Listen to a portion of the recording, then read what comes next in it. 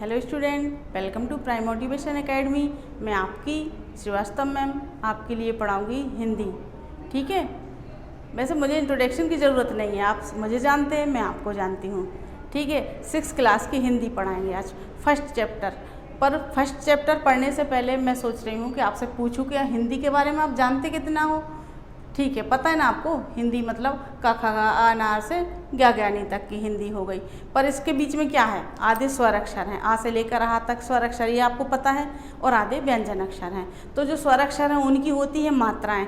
तो मात्राएं सभी को पता है कि नहीं? यदि नहीं पता हो तो अभी पहले आप उनको मात्राओं पर ध्यान दें। एक एक बच्चे को मात्राएं आना जरूरी है। मात्राओं को ही और शब्दों को जोड़कर वाक्य बनते हैं, जो आपको पढ़ना और लिखना दोनों आना चाहिए। और मेन चीज़ राइटिंग बिल्कुल क्लीन और साफ़ सुथरी होनी चाहिए, अक्षर साफ होना चाहिए। ऐसे हर कुछ लिखने में भी फ़र्क होता है। एक अच्छा लिखना होता और एक सिर्फ लिखना होता है। मुझे अच्छा लिखना चाहिए, ठीक है। और फिर दूसरी बात क्या आती है, पढ़ना, रीडिंग करना। आपको हिंदी रीडिंग करना कंपलसरी है। जब तक आपको मात्राएं नहीं पता होगी आप हिंदी नहीं पढ़ पाएंगे। ऐसे नहीं, और अब ऐसे पढ़ाई नहीं चलेगी। ये छोटी क्लासें हैं कि आपने चला लिया सा खाली माँ खाली या खाली समय, नहीं, ये खाली खुली कुछ नहीं चलेगा। आप सीधा बोलोगे समय। ठीक है, रीडिंग ऐसे होती है। रीडिंग दो तरह की होती है, एक फास्ट रीडिंग और एक अटक अटक के। अब अटकने की उम्र आपकी निकल चुकी है, अब आ गए हो आप फर्स्ट रीडिंग में 6th क्लास की। तो आज पढ़ेंगे 6th क्लास का फर्स्ट चैप्टर। जो देखो, ये अपनी बुक है आपकी और मेरी बुक सेम। अब आपने भी ले ली बुक, ठीक है, मुझे पता, ले ली है आपने। फिर इसका फर्स्ट चैप्टर पार्ट 1, जिसको मैं फर्स्ट चैप्टर बोले वो होगा पार्ट 1। उसका शीर्षक है मैं ढूंढता तुझे था। मैं ढूंढता तुझे था। सबसे पहले मैं आपको इसकी रीडिंग करके बताऊंगी। इसमें पार्ट 1 में है क्या क्या। मैं ढूंढता तुझे था, इसका पार्ट का ये चैप्टर है, शीर्षक है। और इसके कवि हैं राम नरेश त्रिपाठी। आप बोलोगे कवि, जो कविता होती हैं वो कवि होते हैं, और जो आपने देखा होगा बड़ा बड़ा जो गद्यांश लिखे रहते बड़े, उनको बोलते हैं लेखक। जो लेखक होते हैं वो सिंपल लिख देते हैं, जो कविता लिखते हैं उनको कवि बोलेंगे। इसके लेखक मैं ढूंढता तुझे था राम नरेश त्रिपाठी, इसके कवि। ठीक है, इस पाठ के अंदर क्या क्या पढ़ना अपने को, कविता का भाव। भाव मीन्स इसके अंदर है क्या, क्या कहना चाह रहा है कवि, इसको बोलेंगे अपन भाव। फिर उसमें आएगी बर्तनी सुधार। बर्तनी मीन्स जो आप बोलते हैं, मैं बोल रही हूँ, ये होती बर्तनी। जो शुद्ध बोलना कहते हैं उसको बर्तनी सुधार, कि कुछ भी नहीं बोलेंगे, साफ शुद्ध बोलेंगे, ये हो गई बर्तनी। फिर विलोम शब्द। विलोम शब्द आपने पढ़े होंगे, पिछली क्लासों में भी पढ़े होंगे। विलोम शब्द, विपरीतार्थी शब्द, उल्टे शब्द, ये सब एक ही चीज़ होते हैं, ये होंगे विलोम शब्द। विलोम शब्द आप समझ रहे हैं ना, जैसे माता का पिता, ये हो गया विलोम शब्द फॉर एग्जाम्पल। वैसे मुझे लग रहा है कि आपको पता है, ठीक है। फिर उसके बाद आते हैं वचन। वचन मीन्स क्या होता है, वो वचन नहीं है, अभी तक वचन वाला भी वचन नहीं, और वो वचन यहाँ वहाँ के वचन भी नहीं। वचन मीन्स होती है किसी चीज़ की क्वांटिटी बताना या संख्या बताना। जैसे वचन मतलब एक वचन, बहुवचन, दो ही तरह के तो होते हैं, एक वचन बहुवचन। अब एक वचन मीन्स सिंगल चीज, बहुवचन मीन्स ज़्यादा चीज। बहु वो तो बोलने में ही ना, बहु घूंघट वाली बहु मत समझ लेना। बहु मीन्स बहुत, बहुत, बहुत में से ता साइलेंट कर दो, कभी नहीं भूलोगे। एक वचन एक चीज, बहुवचन बहुत चीज, उसका ता साइलेंट कर दो आप, ता को बोलो ही मत। ये हो गए एक वचन बहुवचन, कभी नहीं भूलोगे आप, क्योंकि आपको बहु दिखने लगी ना उसमें, वो घूंघट वाली आपकी नहीं, मतलब किसी और की बहू। ठीक है, फिर आ गया पर्यायवाची शब्द। पर्यायवाची मीन्स क्या होता है, पर्यायवाची मीन्स ये पराया मराया नहीं होता, पर्यायवाची मीन्स होते हैं एक शब्द के कई अर्थ। समझ गए ना, एक शब्द के कई अर्थ, वो हो गए पर्यायवाची शब्द। इसको भी बोलेंगे पर्यायवाची शब्द, अनेकार्थी शब्द। ये हो गए, क्या हो गए, पर्यायवाची शब्द। कभी कंफ्यूज मत हो जाना, ये की चीज़ होती दोनों। फिर इसके बाद अपन क्या करेंगे, आप और हम मिलके इसकी रीडिंग करेंगे। हम इसकी रीडिंग करेंगे। मैं ढूंढता तुझे था जब कुंज और वन में, मैं खोजता तुझे था तब दीन के वतन में। इसमें क्या है, जो नए नए शब्द आएंगे जो कठिन लगेंगे आपको, उनके नीचे आप अंडरलाइन कर लीजिएगा। अंडरलाइन करने से क्या रहेगा, कभी आप और हम आपस में डिस्कस कर सकेंगे कि देखिए मैम इसका वर्ड मीनिंग क्या हुआ, ये तो बिल्कुल नया सा है। ठीक है, तो उलझना नहीं है, रुकना नहीं है, अंडरलाइन कर लीजिए, आगे बढ़ते जाइए। जब भी आप रीडिंग करने बैठे हाथ में एक पेंसिल जरूर रख लीजिएगा। तू आह बन किसी की मुझको पुकारता था, मैं था तुझे बुलाता संगीत में भजन में। पहले ये 4 लाइन मैंने पढ़ी है, इसके बाद मैं रुकूंगी, मैं आपको समझाऊंगी।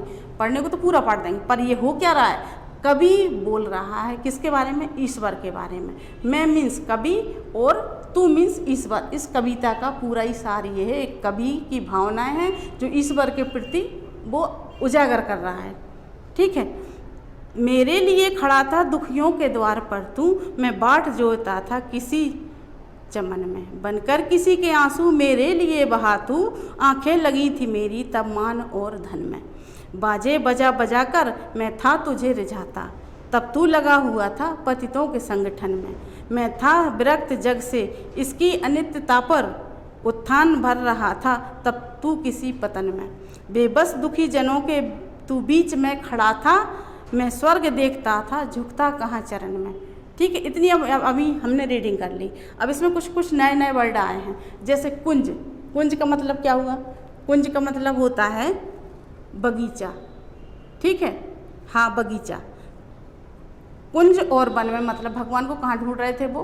बगीचे में, और वन मीन्स जंगल में। फिर उसके बाद आया है नया शब्द दीन। दीन मीन्स क्या होता है? दीन मीन्स होता है गरीब, जो गरीब के लिए मतलब भगवान कहाँ था? गरीबों के पास था, ये बोल रहा है वो। फिर उसके बाद आया है नया शब्द, मुझे पता आपने भी अंडरलाइन कर ली है ना? आप मिला रहे हो फटाफट, रुकना नहीं है, मिलाते रहना। फिर उसके बाद नया सा शब्द आया है क्या? विरक्त। आपको लग रहा होगा विरक्त। विरक्त क्या है? विरक्त मीन्स होता है उदासीन, किसी चीज़ से उदासीन हो जाना, मतलब उदासीन होगा उस चीज़ से, अलग थलग हो गए, इसको बोलते विरक्त।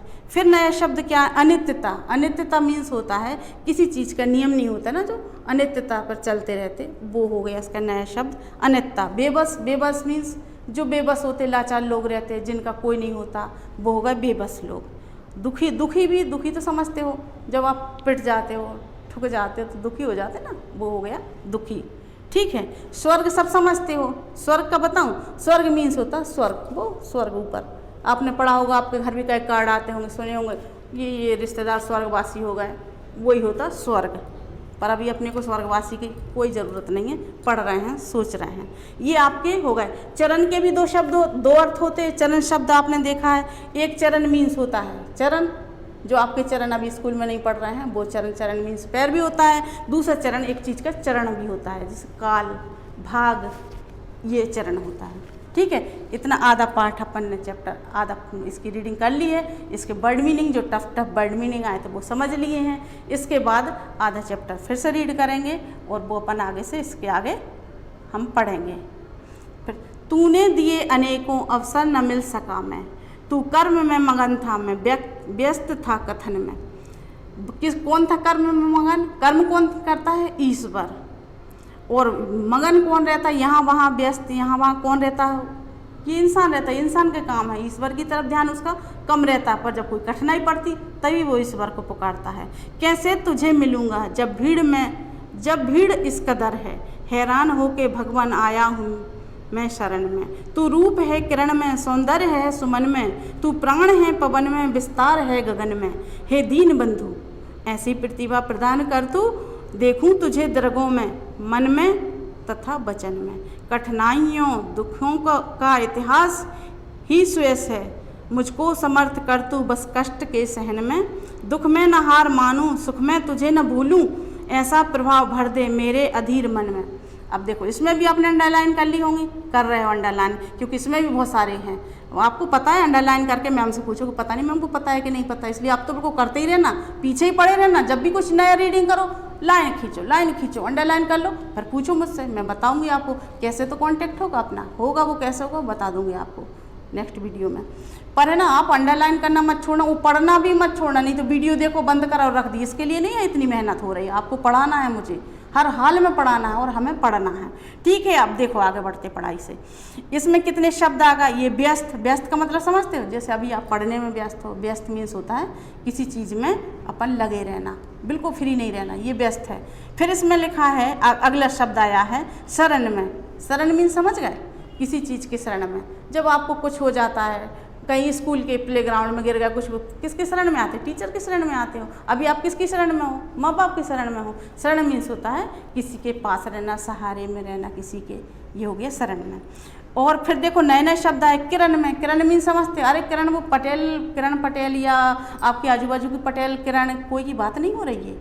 ये किरण मीन्स होता है सूर्य की किरण, किसी की किरण आना, प्रभा किरण, वो एनर्जी आना, ये होती किरण। फिर क्या हुआ है ऐसे सौंदर्य सुमन में, सौंदर्य तो आप समझ गए, खूब अच्छे समझ गए, आप लोग भी खूब अच्छे अच्छे सौंदर्यवान हो। सौंदर्य मीन्स खूबसूरती होती है, सुमन मीन्स होते हैं, सुमन कोई आंटी या बुआ जी नहीं होती, सुमन होते हैं फूल पुष्प, ये हो गए सुमन। फिर तू प्राण, प्राण तो समझ गए, ठीक है, कोरोना से अभी कितनों के प्राण निकल गए, प्राण मीन्स समझ गए ना, समझ गए, स्माइल आ गई मतलब आप समझ गए। पवन मीन्स हवा, और गगन मीन्स आसमान।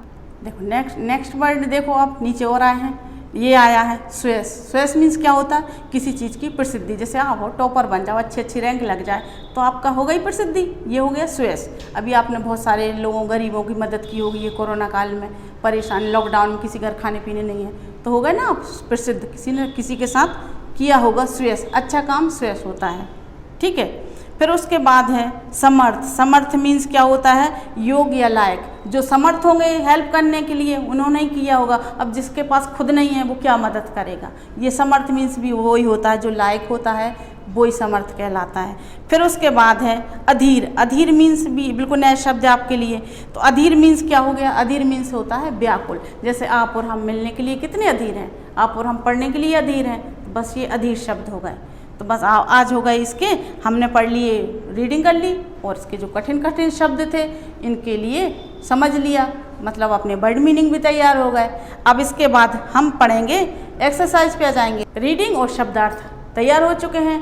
आज के लिए इतना ही, और आपको एक बात बोलती हूँ, जो वीडियो दिया है आपको तो इसको देखना पढ़ना और ध्यान लगा के पढ़ना, एक बार में समझ में नहीं आता, बार बार देखना बार बार पढ़ना, पर आज का काम आज, कल के लिए नहीं कि अब कल पढ़ लूँगा, कल आपको नेक्स्ट वीडियो मिल जाएगा, आपके ऊपर बोझ पड़ जाएगा ना। थोड़ा थोड़ा वजन उठाना बहुत सरल है, पर ज़्यादा वजन उठाओगे दब जाओगे, मर जाओगे, गिर जाओगे, इसलिए एक दिन में आज का काम आज, जो आज का काम आज करता बहुत ऊपर जाता, महान बन जाता आगे चल के वो, लेकिन है ना आज का काम कल पे बिल्कुल मत छोड़िएगा।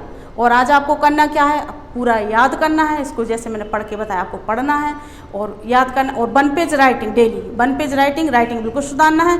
उसके बाद पढ़ना, एंजॉय करो, खाओ पियो खेलो, पर एक बात बिल्कुल मत भूलना, घर में रहना, सेफ रहना, अपने हाथों को बार बार धोते रहना, और बाहर बिल्कुल मत जाना, अपने घर के आसपास साफ सफाई बनाए रखना। Okay bye.